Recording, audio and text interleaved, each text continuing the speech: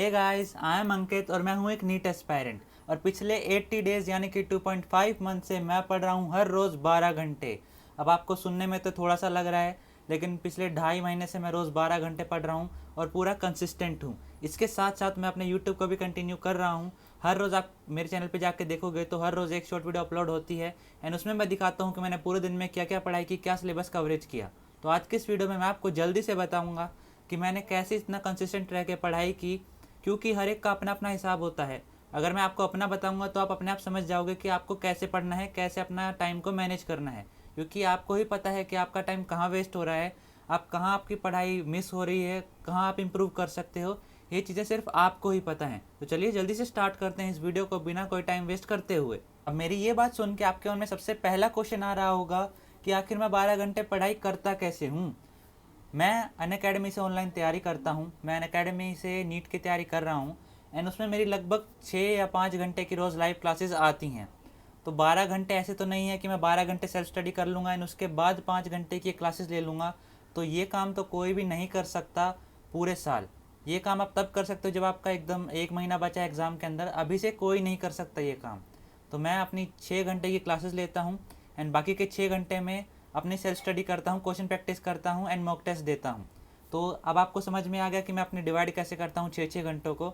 आपको भी यही करना है। आपकी कोचिंग जाते हो, चाहे ऑफलाइन हो चाहे ऑनलाइन, आप क्लासेस लो एंड उसके बाद उतनी ही ड्यूरेशन में आप अपने सेल्फ स्टडी भी करो, क्वेश्चन भी सॉल्व करो एंड मॉक टेस्ट भी लगाओ।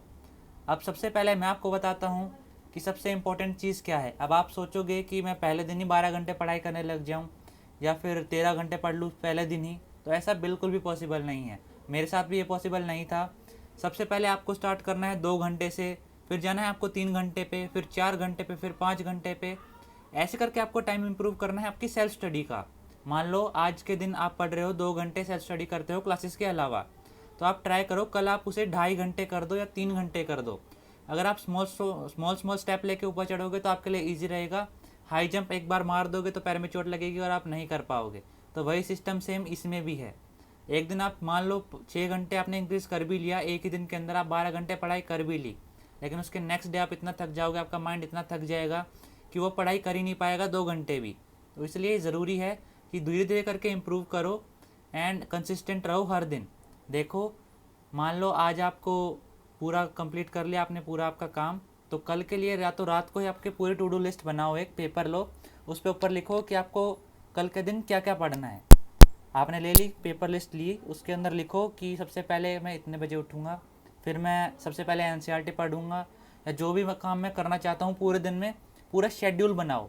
आप शेड्यूल बनाते हो एक एक महीने का, मैंने देखा है मेरे दोस्तों को पूरे महीने का शेड्यूल बना के रख देते हैं, और कुछ तो ऐसे हैं जो नीट तक का ही पूरा शेड्यूल बना देते हैं। ये आपको बिल्कुल भी नहीं करना है, इससे आप डिमोटिवेट हो जाते हो। पता है कैसे?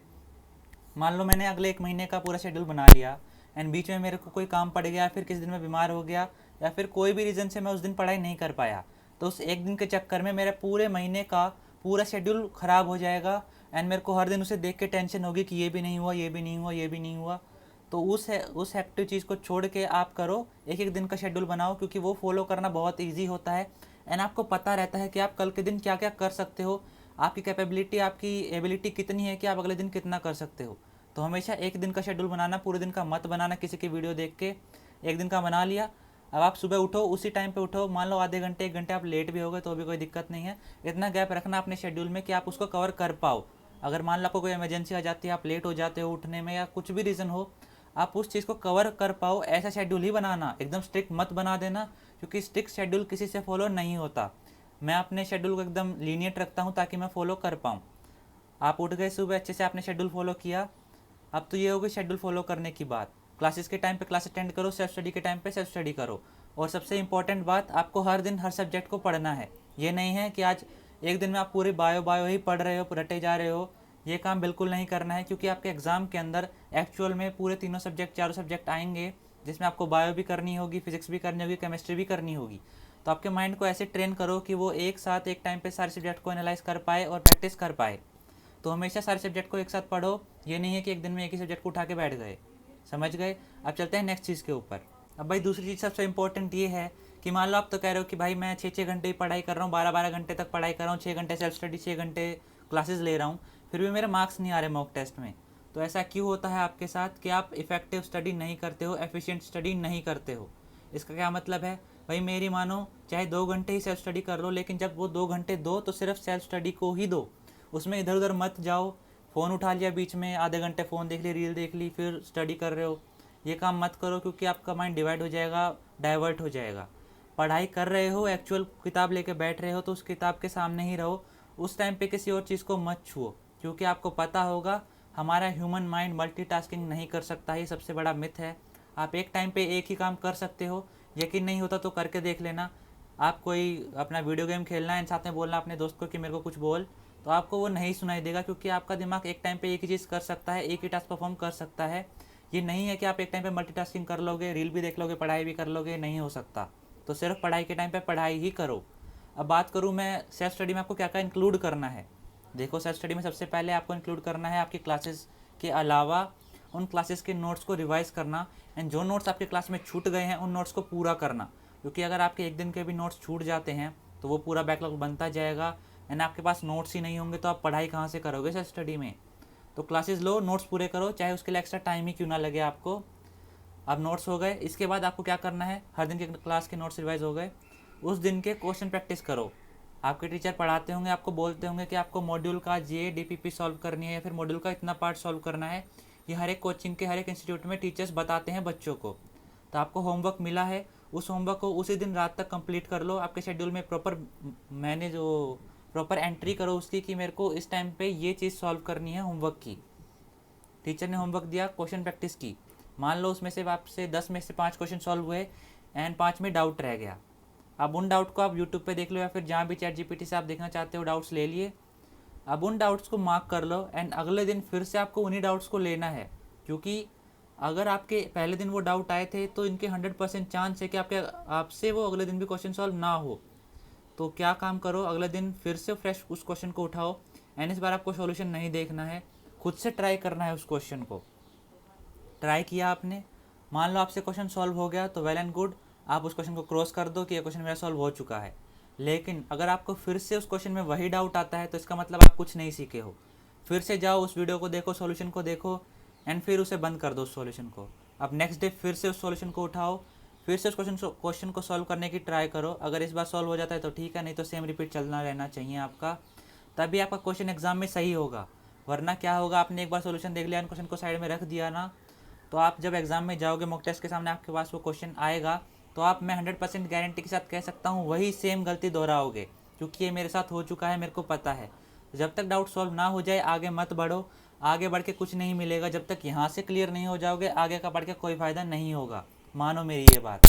अब बात करूँ मैं एनसीईआरटी की और बाकी बुक्स की, तो क्या क्या पढ़ना है क्या नहीं पढ़ना। बायो में सिर्फ एनसीईआरटी पे रहो। आपके टीचर मान लो एक्स्ट्रा भी पढ़ाते हैं या फिर कुछ बाहर का भी पढ़ा रहे हैं, तो सबसे पहले अपने नोट्स को रिवाइज़ कर लो, क्योंकि आप क्लास में पढ़ते हो तो आपके रिवाइज़ हो जाता है अच्छे से, आपको याद आ जाता है टीचर ने क्या क्या पढ़ाया था।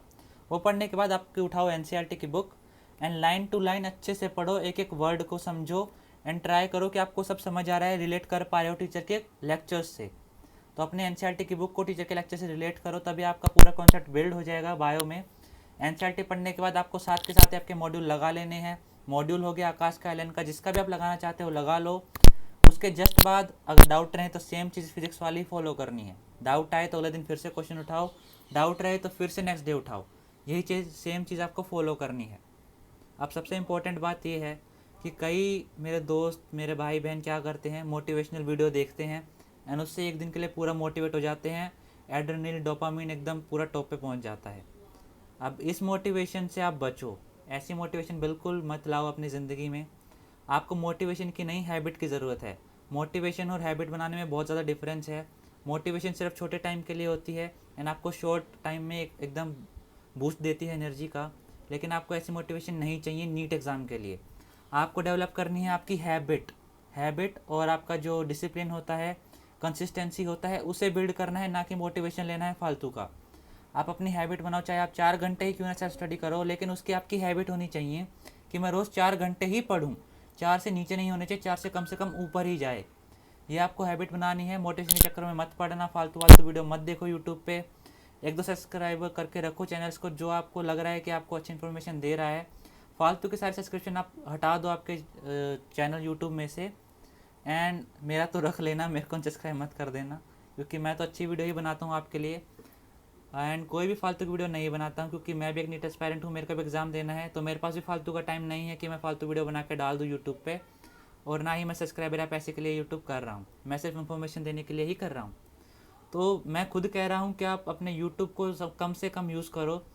बहुत ज़्यादा इंपॉर्टेंट हो, आपके पढ़ाई के रिलेटेड ही कोई चीज़ हो, आप जिस एग्ज़ाम की तैयारी कर रहे हो उसी चीज़ पे हो वो वीडियो, तभी उसको देखो, वरना मत चलाओ यूट्यूब को, उसे बंद कर दो बिल्कुल।